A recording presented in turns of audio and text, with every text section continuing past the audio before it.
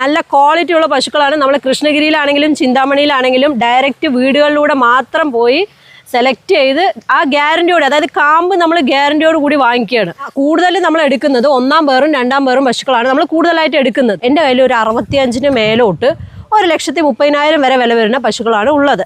ഞാൻ പറയുന്നത് ഒരു നേരം അല്ലെങ്കിൽ 2 നേരം അല്ല, 2 ദിവസം നിന്ന് നിങ്ങൾ കറന്നു നോക്കൂ. തീറ്റയും കുടിയൊക്കെ നല്ല പക്കാണ്. കണ്ടോ, ഇത്രയും കൊടുത്തതൊക്കെ ഫുള്ള് ഇതായി. അപ്പൊ നല്ല ക്വാളിറ്റി ഉള്ള നല്ല അടിപൊളി ബ്രീഡ് പശുക്കള്, നല്ല മൊട്ടയാണ് കേട്ടോ. നല്ല ഒറിജിനൽ മോഴ കുട്ടികളാണ്. ഒറിജിനൽ ശരിക്കും നമ്മുടെ കൃഷ്ണഗിരി തന്നെയല്ലേ ഇതെല്ലാം? കൃഷ്ണഗിരി ചിന്താമണി കുട്ടികൾ തന്നെയാണ് ഇവര്. ഓക്കെ ഓക്കെ, ശരിക്കും പറഞ്ഞാൽ നല്ല ക്വാളിറ്റി നല്ല ക്വാളിറ്റി ഉള്ള കുട്ടികളല്ലേ. കൃഷ്ണഗിരി ചിന്താമണി എന്നുള്ള സ്ഥലത്തിന്റെ പേര് പറഞ്ഞതാക്കേണ്ട ആവശ്യമില്ല. ഒറിജിനൽ ബ്രീഡ് കിട്ടുന്നത് അവിടെ ആയതുകൊണ്ട് നമ്മൾ ആ ഒരു പേര് പറയുന്നേ ഉള്ളൂ. ഇതിപ്പോ ഇനി എത്ര ദിവസം ഉണ്ടാവും?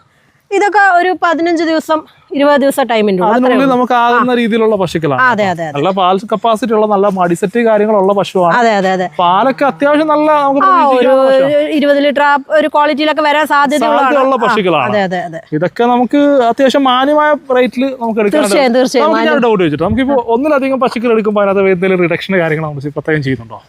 ഒന്നിലധികം എടുക്കുമ്പോൾ ഇപ്പൊ നമുക്ക് ഇപ്പൊ ഒരു പശു വെക്കുമ്പോൾ നമുക്ക് 1000 രൂപ കിട്ടണ വെച്ചോ. ഒരു രണ്ട് പശു ഒക്കെ അറ്റ് എ ടൈം വെക്കുകയാണെങ്കിൽ എനിക്ക് 500 മതി. അപ്പോൾ 1000 ആയില്ലേ. 2 പശു എനിക്ക് അറ്റ് എ ടൈം നമുക്ക് ചിലവായി പോയില്ലേ. എനിക്ക് കൂടുതലും ഞാൻ ഉദ്ദേശിക്കുന്നത് അതുകൊണ്ടാണ് എനിക്ക് ഇത്രയും പശുക്കൾ സെയിലായി പോകുന്നത്.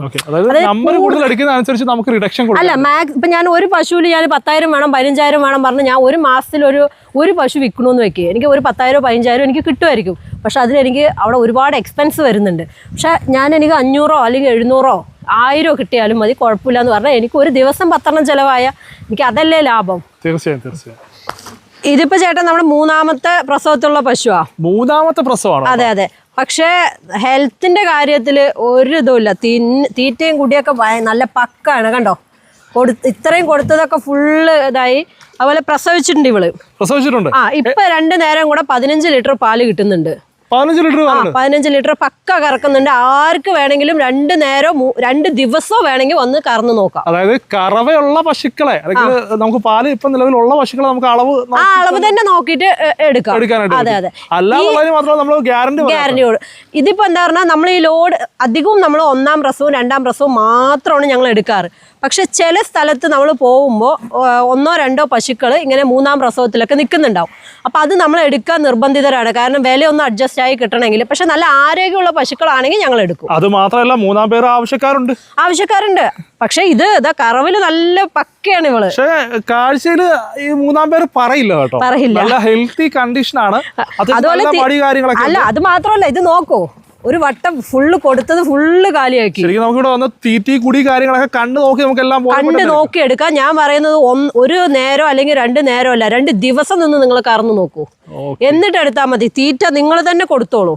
നിങ്ങൾ തന്നെ കൊടുത്ത് നിന്ന് നോക്കിയെടുക്കുക. അത് എൻ്റെ അടുത്ത് നിന്നല്ല, എവിടെ നിങ്ങൾ പോയിട്ട് പശുവിനെ എടുക്കുകയാണെങ്കിലും കറവ കണ്ടെടുക്കണ പശു ആണെങ്കിൽ 2 അല്ല 4 നേരം നിങ്ങൾ തന്നെ തീറ്റ കൊടുത്ത് നിങ്ങൾ തന്നെ കണ്ടെടുക്കുക.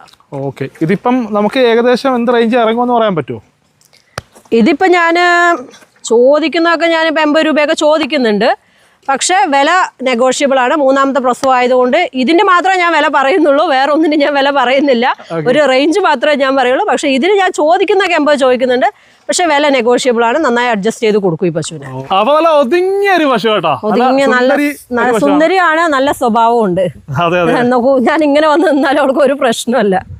നല്ല സൂപ്പർ പശുവാണ്. ഒരു 15 ദിവസം മാക്സിമം പോയ ഒരു 10 ദിവസം 15 ദിവസത്തിന്റെ ഉള്ളില് ഇറങ്ങാനുണ്ട് അത്യാവശ്യം. അതെ അതെ, ഇനി ഇറങ്ങാനുണ്ട്. കാമ്പിലേക്ക് പാൽ ഇറങ്ങിയിട്ടില്ലേ. നമുക്ക് ഇതൊക്കെ ഒരു എന്ത് റേഞ്ച്? നമുക്ക് സ്റ്റാർട്ടിംഗ് പ്രൈസിൽ പോണ പശുക്കളാ. ആ രീതിയിലുള്ള പശുക്കളാണ്. സൂപ്പർ പശു കേട്ടോ. പക്ഷെ നല്ല ക്വാളിറ്റി ഉണ്ട്. ഇത് കുറെ ഹൈറ്റ് ഉണ്ടോ വെയിറ്റ് ഉണ്ടോ എന്നല്ല, ക്വാളിറ്റിയിലാണ് കാര്യം. ഇപ്പൊ ചെറിയ, അതായത് ഞാൻ ഒരു 63,000 രൂപയ്ക്ക് നമ്മളൊരു കസ്റ്റമർക്ക് കൊടുത്തിട്ടുണ്ടായിരുന്നു. ഞാൻ പറഞ്ഞത് 13 അല്ലെങ്കിൽ 14 മാക്സിമം പാല്. അത് ജസ്റ്റ് അവരിങ്ങനെ അടുത്തുള്ളവർ അറിയാവുന്നവരാണ് ചോദിച്ചുകൊണ്ട്. പക്ഷെ അവരുടെ അടുത്തുനിന്ന് ഒരാൾ വന്നിട്ടുണ്ടായിരുന്നു ഒരു 7-8 മാസം കഴിഞ്ഞപ്പോൾ. അവർക്ക് കിട്ടിയത് 20 ലിറ്റർ പാലായിരുന്നു. 20 ലിറ്റർ 20 ലിറ്റർ പാല്. ഓക്കെ വളരെ ചെറിയൊരു പശുവായിരുന്നു. ഓക്കെ. നമ്മൾ ശരിക്കും പറഞ്ഞാൽ കൊടുക്കുന്ന ഭക്ഷണം, നമ്മുടെ കെയറിങ്, ഇതെല്ലാം അത്ര തന്നെ. ഞാനത് പിന്നെ അതിനുശേഷം ഞാൻ അവരെ ഒന്ന് വിളിച്ചു ചോദിച്ചാൽ പറഞ്ഞു അവർക്ക് മക്കളൊക്കെ കല്യാണം കഴിഞ്ഞു പോയി, ആ സ്ത്രീ ആ പശു മാത്രമേ ഉള്ളൂ ആ വീട്ടിൽ. അപ്പൊ നന്നായി തീറ്റ കൊടുക്കുന്നുണ്ടെന്ന് പറഞ്ഞു.